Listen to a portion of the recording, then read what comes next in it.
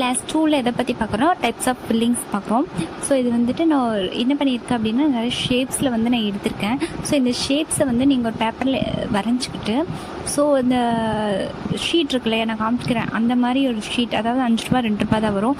So அந்த மாதிரி ஷீட்டுக்குள்ளே வச்சுக்கிட்டிங்க அப்படின்னா நீங்கள் ப்ராக்டிஸ் பண்ணுறதுக்கு ஈஸியாக இருக்கும். ஸோ இப்போ பேசிக்ஸில் வந்து என்ன இருக்குதுன்னு பார்க்கலாம்.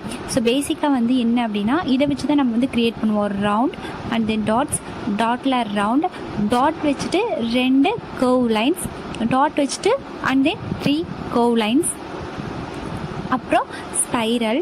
ஸோ ஸ்பைரலில் வந்துட்டு என்ன பண்ணுவோம் அப்படின்னா டாட் வைப்போம். ஸோ டாட் வைக்காமல் ஸ்பைரல் ஒரு ரவுண்டு போட்டு உள்ளுக்குள்ளே ஒரு சுழிச்சுட்ட மாதிரி இருக்கும். ஸோ இது வந்துட்டு பேசிக்காக யூஸ் பண்ணுவோம். அதுக்கப்புறம் வந்துட்டு ரவுண்டில் ஒரு டாட் மாதிரி வைக்கலாம், ரவுண்டில் ஒரு லீஃப் மாதிரி மேக் பண்ணலாம். ஸோ இதெல்லாம் வந்துட்டு என்ன அப்படின்னா பேசிக்ஸ். இதை வச்சு தான் நம்ம என்ன பண்ணுவோம் அப்படின்னா, ஸோ நம்ம க்ரியேட் பண்ணுவோம். அதாவது லீஃபில் வந்துட்டு டபுள் லேயரில் வந்து அவுட்லைன்ஸ் கொடுப்போம், சிங்கிள் அவுட்லைன்ஸ். ஸோ இதுக்கு மேலே வந்துட்டு நம்ம என்ன பண்ணுவோம், ஃபில் பண்ணுறதுக்கு யூஸ் பண்ணக்கூடிய பேசிக்ஸ். இப்போ வந்துட்டு டைமண்ட் ஷேப், அப்புறம் வந்து முக்கோண ஷேப், ரவுண்ட் ஷேப், அதுக்கப்புறம் வந்துட்டு டி மாதிரி. ஸோ இதெல்லாம் எதுக்கு காமிச்சிருக்கேன் அப்படின்னா, உங்கள் ப்ராக்டிஸ்க்காக இந்த மாதிரி ஷீட் யூஸ் பண்ணிக்கோங்க. ஆனால் பட் எனக்கு வந்துட்டு உங்களுக்கு இதில் என்ன ஷேப் பிடிச்சிருக்கோ ஸோ அந்த ஷேப் எடுத்துக்கிட்டு, ஸோ அதில் வந்துட்டு எனக்கு வந்து நீங்கள் என்ன பண்ணணும் அப்படின்னா வந்துட்டு நான் என்ன, ஸோ உங்களுக்கு பிடிச்ச ஷேப் எடுத்துகிட்டு வரைஞ்சிட்டு, ஸோ அதில் வந்து எனக்கு ஃபில்லிங்ஸ் ஃபுல்லாக வந்து ஃபில் பண்ணி இருக்கணும். ஸோ ஃபில்லிங்ஸ் அப்படின்னா வந்து கேப்ஸ் இருக்கக்கூடாது அப்படிங்கிறது தான் மெயின். ஸோ இப்போ வந்துட்டு கிளாஸ் 2 வந்து நம்ம வந்து பார்க்கலாம். ஸோ ரவுண்டு பத்திரம், ரவுண்டு ஆக்சுவலாக வீடியோ கட் ஆயிடுச்சு. ஸோ ராங் போட்டிருக்கேன் இல்லையா, ஸோ அந்த மாதிரி வந்து போடக்கூடாது. 2 ரவுண்டுக்கு இடையில சென்டரில் தான் போடணும். இந்த சைடு இப்போ போடுறது உங்களுக்கு புரியும்னு நினைக்கிறேன். ஸோ ஸ்பைரல் போட்டிருக்கேன், ஸ்பைரல் 2க்கும் நடுவாண்டு நான் போட்டிருக்கேன். ஸோ மீதி இருக்க கேப் என்ன பண்ணியிருக்கேன்னா ரவுண்ட் பண்ணியிருக்கேன்.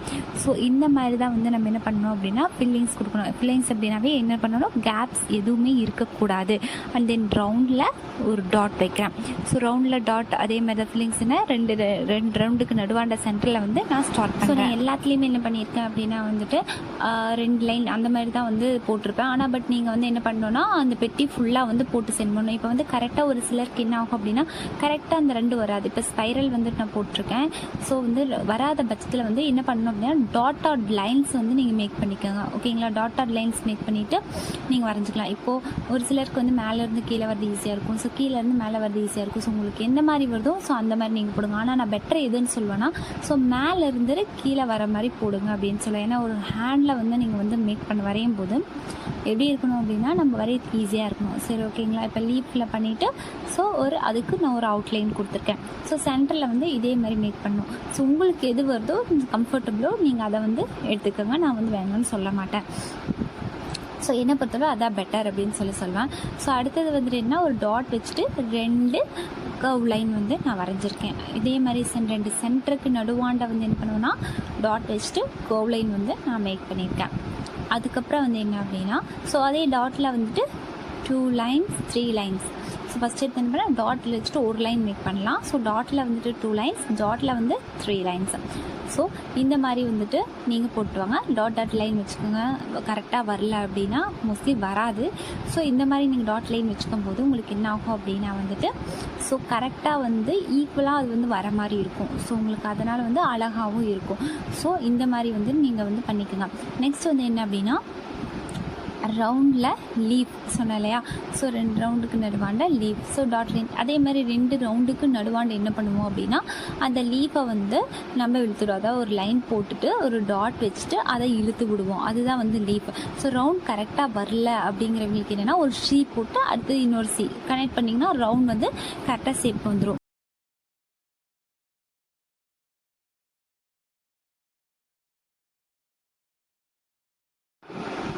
ஸோ இப்போ ரவுண்டில் வந்துட்டு 2 ஒரு சிங்கிள் ஹம்ஸ் வந்து நான் மேக் பண்ணியிருக்கேன். ஸோ இதை பார்க்க எப்படி இருக்குன்னா ஒரு ஃப்ளார்ஸ் மாதிரி இருக்கும். ஸோ என்ன பண்ணியிருக்கேன், ஒரு ரவுண்ட் போட்டிருக்கேன். இதில் வந்து என்ன அப்படின்னா மெயின் பாயிண்ட், ஸோ ரவுண்ட் போடுற இல்லையா, அந்த ரவுண்ட் வந்து எப்போவுமே வந்து சின்னதாக இருக்கக்கூடாது. ஸோ ரவுண்ட் சின்னதாக இருந்தது அப்படின்னா ஹம்ஸ் பெருசாக இருந்ததுன்னா நல்லா இருக்காது. ஸோ ரவுண்ட் பெருசாகவும் ஹம்ஸ் வந்து சின்னதாகவும் இருக்கணும். அப்போ தான் வந்து உங்களுக்கு ஃபில்லிங்ஸ் வந்து என்ன போட்டிருக்கீங்க அப்படிங்கிறது தெரியும்.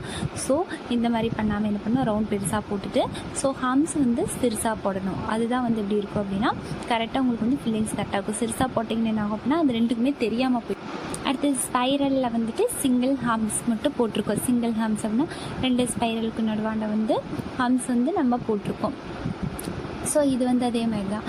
ஸோ என்ன அப்படின்னா உங்களுக்கு கீழேருந்து வரணும்னா கீழே போடுங்க, ஸோ மேலேருந்து வரணும்னா கீழே போடுங்க. ஃபில்லிங்ஸ் அப்படின்னு என்ன ஆகணும் நமக்கு, ஸோ கேப் இருக்கவே கூடாது. ஸோ அந்த மாதிரி பண்ணணும். இப்போ ரவுண்ட் போட்டுட்டு டாட் வச்சு சிங்கிள் ஹம்ஸ், ஸோ சிங்கிள் ஹம்ஸ் போட்டுருக்கேன். டாட் வச்சுட்டு ஸோ அதில் வந்து ஒரு ஹம்ஸ் மட்டும் நான் போட்டிருக்கேன். டாட் எப்படி இருக்கணும், எப்பவுமே ரவுண்ட் வந்து பெருசாக இருக்கணும், ஹம்ஸ் வந்து சிறுசாக இருக்கணும். ஸோ சிறுசாக ரவுண்ட் போட்டிங்க அப்படின்னா அது வந்து நமக்கு என்ன தெரியாதுன்னா என்ன போட்டிருக்குன்னே தெரியாது. ஓகேங்களா. நெக்ஸ்ட் வந்து